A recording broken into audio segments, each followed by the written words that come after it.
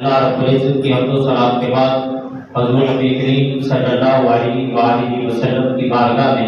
ہدیہ نوشی کا نذرانہ عقیدت پیش کرنے کے بعد خالق کائنات کا لاکھ شکر کہ اللہ رب العزت نے ہمیں انسان بنایا اور انسان بنا کر خالق کائنات نے ہمیں حضور علیہ السلام کی امت میں پیدا فرمایا اور خالق کائنات کا لاکھ شکر کہ اللہ رب العزت نے آج ایک مرتبہ پھر ہمیں جمعۃ المبارک کے موقع پر اپنی بارگاہ میں سجدہ ریز ہونے کی ہمت توفیق اور سعادت نصیب فرمائی۔ حضرات گرامی، مختصر وقت کے اندر آپ حضرات کے سامنے اللہ کے نیک بندوں کا تذکرہ کرنا چاہ رہا ہوں کہ خالق کائنات کے وہ نیک بندے کہ جو اس کائنات کے اندر آئے اور انہیں یہ خبر تھی، انہیں یہ پتہ تھا کہ اللہ رب العزت نے ہمیں اس کائنات کے اندر کیوں پیدا فرمایا، خالق کائنات کا ہم کو اس کائنات کے اندر بھیجنے کا مقصد کیا ہے۔ اللہ رب العزت نے انسان کو پیدا کس لیے کیا، تو خالق کائنات نے قرآن مجید میں بھی فرمایا کہ وما خلقت الجن والانس الا لیعبدون، کہ ہم نے جنوں اور انسانوں کو اس لیے پیدا کیا کہ وہ میری اطاعت کریں، میری فرما برداری کریں، اور جو اللہ اور اس کے رسول کی فرما برداری کرتے ہیں، جو اللہ اور اس کے رسول کی اطاعت کرتے ہیں، جو حضور علیہ السلام سے محبت کرتے ہیں، جو خالق کائنات کی یاد میں کئی کی راتوں تک جاگر کرتے ہیں اور اللہ رب العزت کی عبادت کو گزارتے ہیں۔ آج کل یا شروع دنیا سے لے کر آج تک انسان، عام جو انسان ہے، اس کو رات کو چین اور سکون جو ہے وہ بستر کے اوپر آتا ہے۔ جب وہ بستر کے اوپر لیٹتا ہے تو اسے سکون آتا ہے، اسے اس کے دل کے اندر سکون پیدا ہوتا ہے کہ میں آج سارے دن کی تھکاوٹ کو دور کرنے کے لیے آج اپنے بستر پر لیٹ چکا ہوں۔ لیکن جو اللہ والے ہیں ان کو سکون جو ہے وہ بستر کے اوپر لیٹ کر نہیں بلکہ ان کو مصلی کے اوپر کھڑے ہو کر سکون آتا ہے۔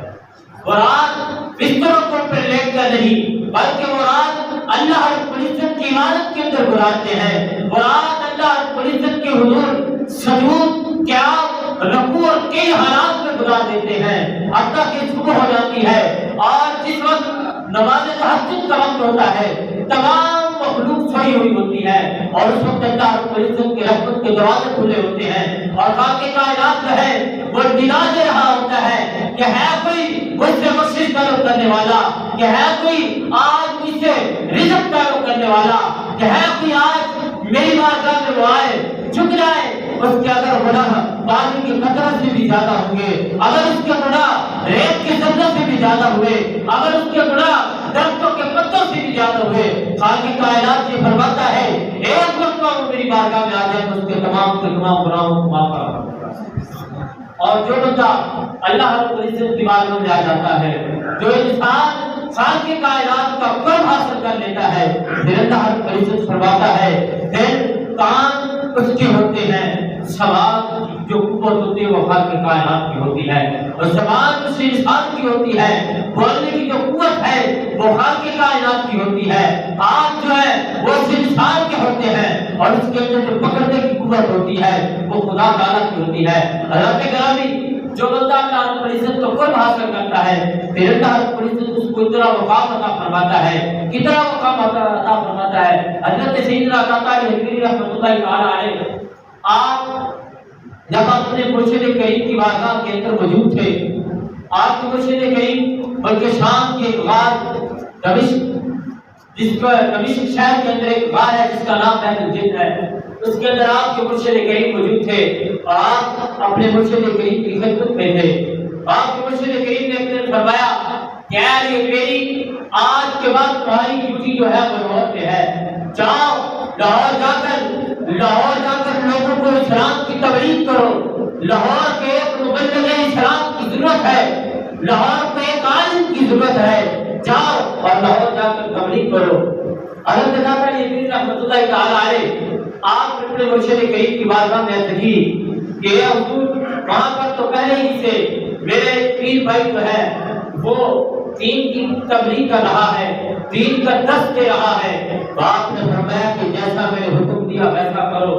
آپ حضرت داتا پیر رحمۃ اللہ تعالی علیہ آپ نے اپنے مرشد کریم کی بات کو تسلیم کرتے ہوئے جب آپ وہاں سے چلے تو آپ جب چلنے لگے تو آپ نے جب دریائے راوی پر پہنچے آپ نے وہاں سے ایک قدم اٹھایا لاہور کی طرف جانے کے لیے۔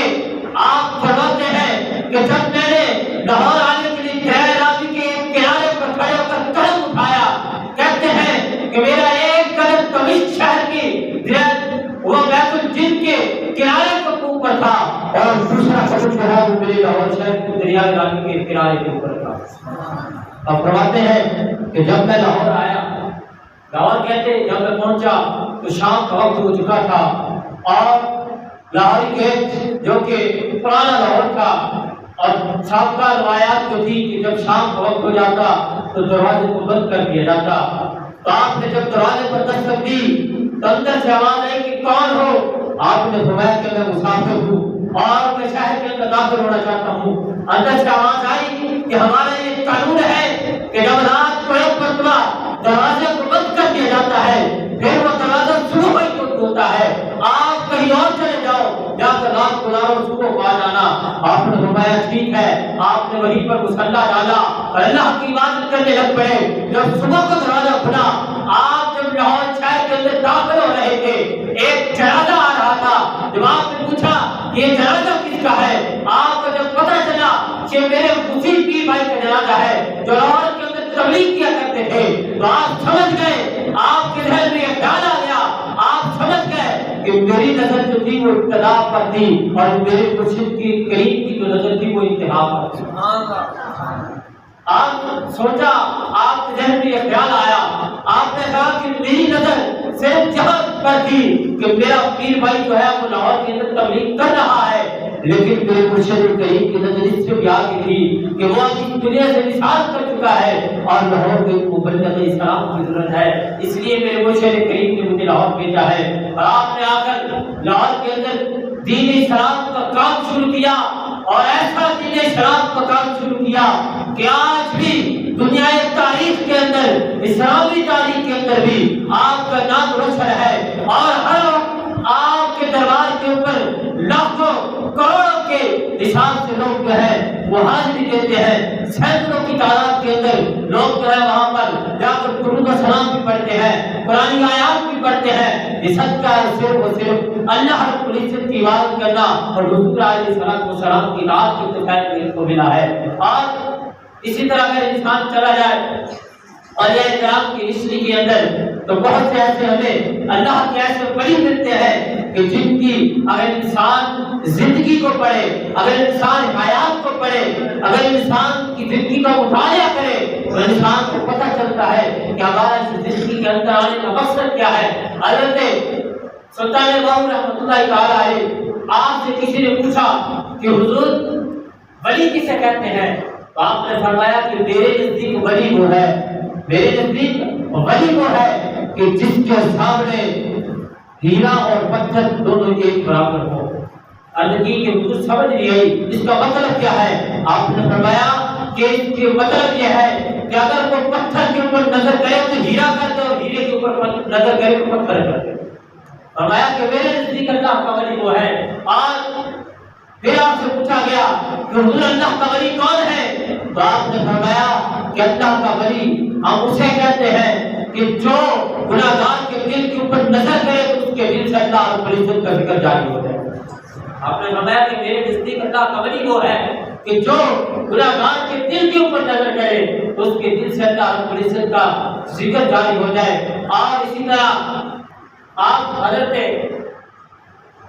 اسی طرح حضور سیدنا وسعت رحمۃ اللہ تعالی علیہ آپ کی بھی بہت زیادہ فضیلت ہے، آپ کی بہت زیادہ کرامات ہیں۔ اسی طرح انسان چلتا چلا جائے اور یہ کرام کے اندر بہت سے ایسے جلیل و قدر اور یہ کرام موجود ہیں کہ جن کے اگر انسان ہسٹری پڑھے، ان کا مطالعہ کرے تو انسان کو پتہ چلتا ہے کہ ہم کس طرح پر چل رہے ہیں اور ہمارے اولیاء کرام جو ہیں صالحین جو ہیں وہ کس راہ پر چلے تھے اور آج ہم کس راہ پر چل پڑے ہیں۔ جو اللہ رب العزت کا راستہ تھا، جو اللہ والوں کا راستہ تھا، آج ہم اس راستے کو چھوڑ کر دنیا کی رنگینیوں میں گھس چکے ہیں۔ آج ہم صبح اٹھتے ہیں اور پھر ہمارے ذہن میں یہی خیال ہوتا ہے کہ آج میں نے دن کے اندر اپنے لیے کیا کمانا ہے، آج میں نے دن کس طرح گزارنا ہے، وہ سوچ کے اندر ہوتا ہے۔ میری جو بقیہ زندگی ہے میں نے وہ کس طرح گزارنی ہے، اس کو یہ نہیں پتا کہ میری زندگی کے آیات کتنے ہیں۔ میں جب اپنے خالق کی کائنات کی بارگاہ میں جاؤں گا